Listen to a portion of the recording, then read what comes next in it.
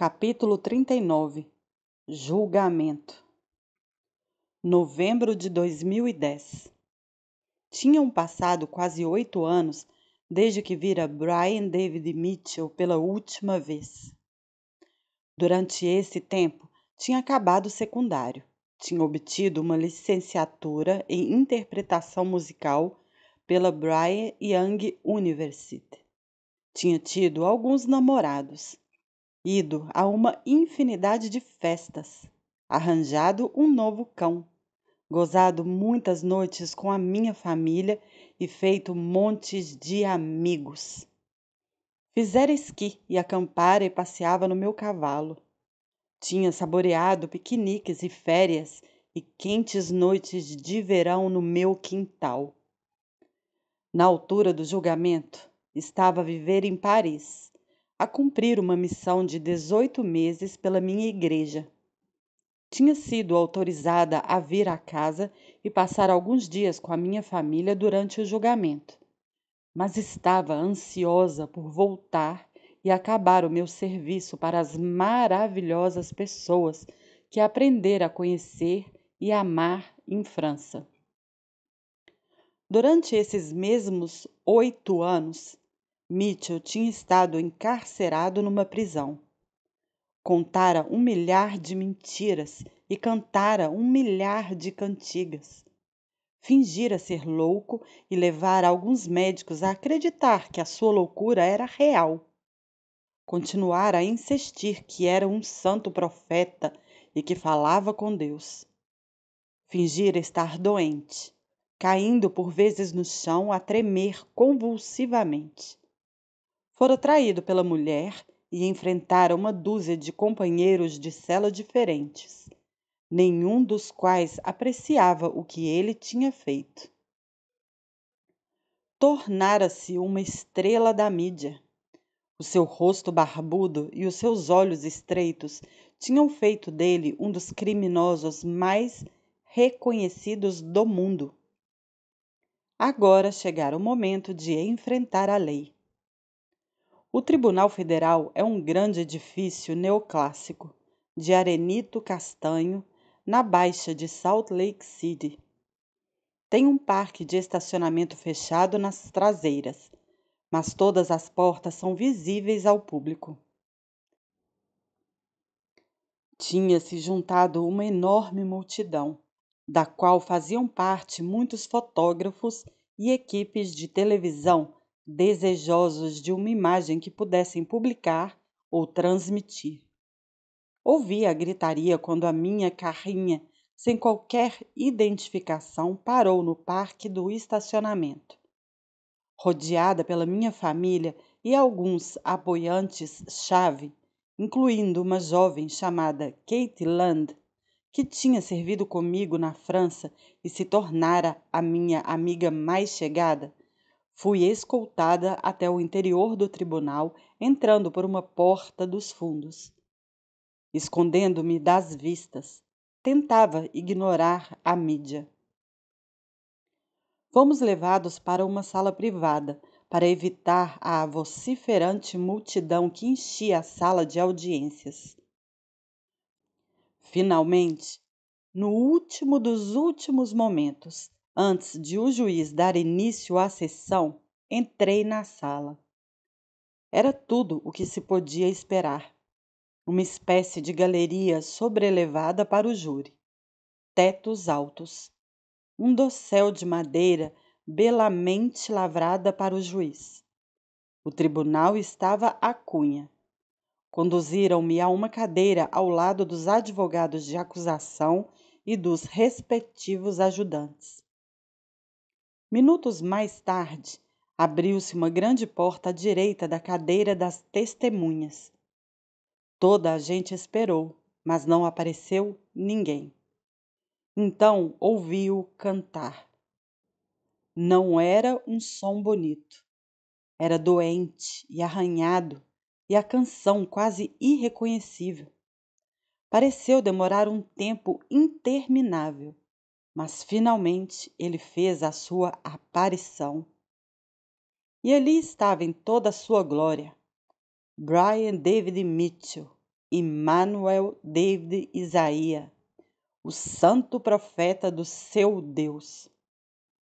Tinha os olhos quase fechados e inclinava a cabeça tudo nada para trás. Estava magro, as faces encovadas para baixo das fundas órbitas. Usava a mesma barba, mas mais densa, e os mesmos cabelos compridos. Tinha as mãos algemadas à frente e uma corrente que lhe passava pelas costas prendia-lhe os braços aos lados do corpo. As grilhetas à volta dos tornozelos dificultavam-lhe o andar, de modo que foi a arrastar os pés que entrou na sala. As correntes a tilintarem no silêncio absoluto. Vestia uma simples camisa clara e umas calças largas. Estava rodeado por guardas, mas parecia ignorá-los. Continuou a cantar enquanto entrava no tribunal, um som estranho e solitário. Os guardas escoltaram-no até a mesa dos advogados de defesa. Ajudaram-no a sentar-se, mas com tantas correntes à volta dos pulsos e dos tornozelos, mais pareceu cair na cadeira. E ali ficou sentado, de olhos fechados, a cabeça inclinada para trás, a encher a sala de audiência com o seu canto. Eu não desviava os olhos dele.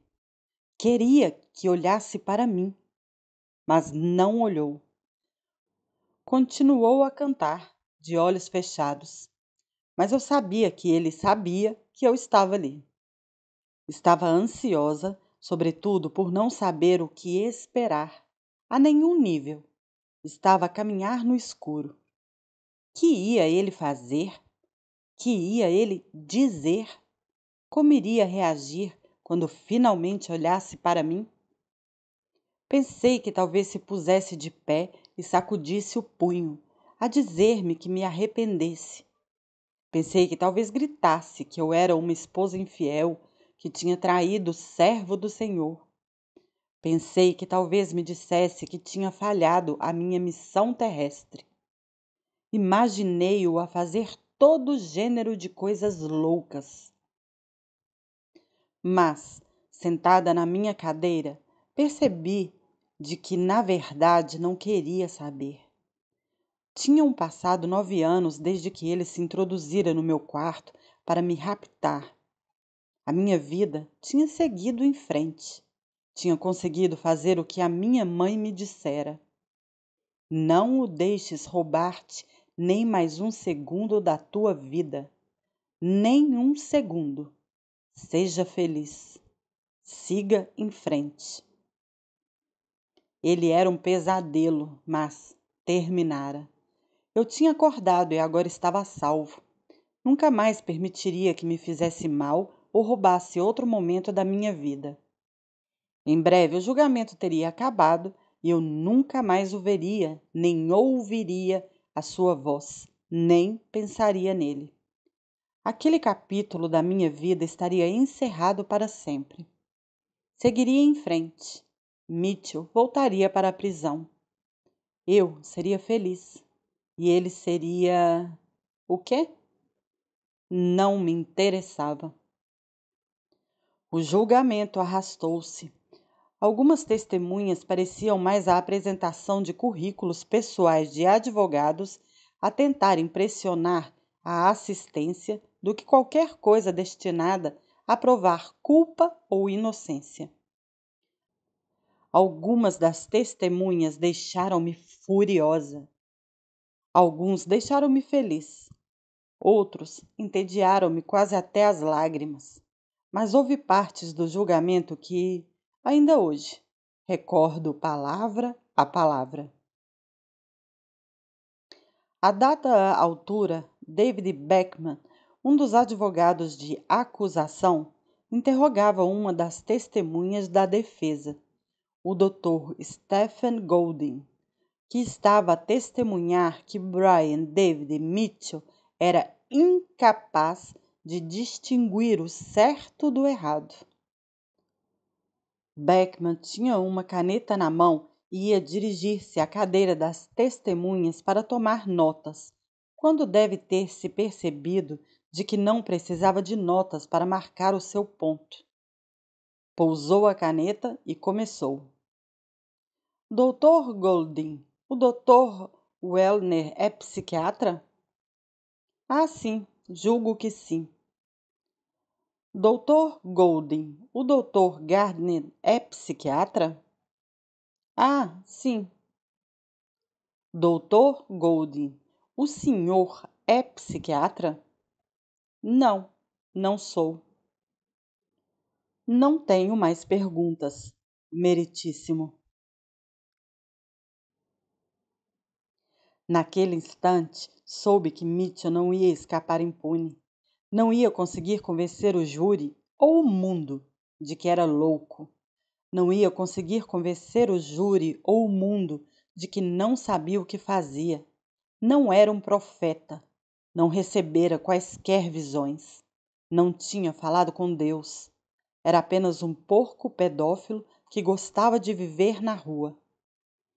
E apesar de nunca ter olhado para mim, ou falado comigo, ou reconhecido de alguma maneira a minha presença, houve um momento em que tivemos uma última comunicação. Uma manhã, quando as coisas não estavam a correr muito bem para o réu, Brian David Mitchell deixou repentinamente de cantar, caiu no chão e começou a estribuchar. Gemia e espumava pela boca e comportava-se como se estivesse a morrer. Os advogados dele ajoelharam-se ao seu lado, embalaram-no nos braços. Immanuel, Immanuel! Gritou um deles. Ora, deixe disso, pensei eu. Todos sabemos que é fita. Os paramédicos entraram a correr e deitaram-no numa maca. Foi então que Mitchell voltou a cabeça e olhou para mim. Parou de tremer. Parou de gemer. Olhou-me bem de frente nos olhos. Pareceu dirigir-me um sorriso diabólico. Foi quase como se conseguisse ouvi-lo falar. Tão eloquente era a expressão na cara dele. Vês? Ganhei, Shear Jashub. Ganhei. Mesmo agora, acorrentado como estou, posso fazer o que quero. Se quiser acabar com este julgamento, posso pôr-lhe fim por um dia. Deus protegeu-me. Deus proteger-me-á sempre.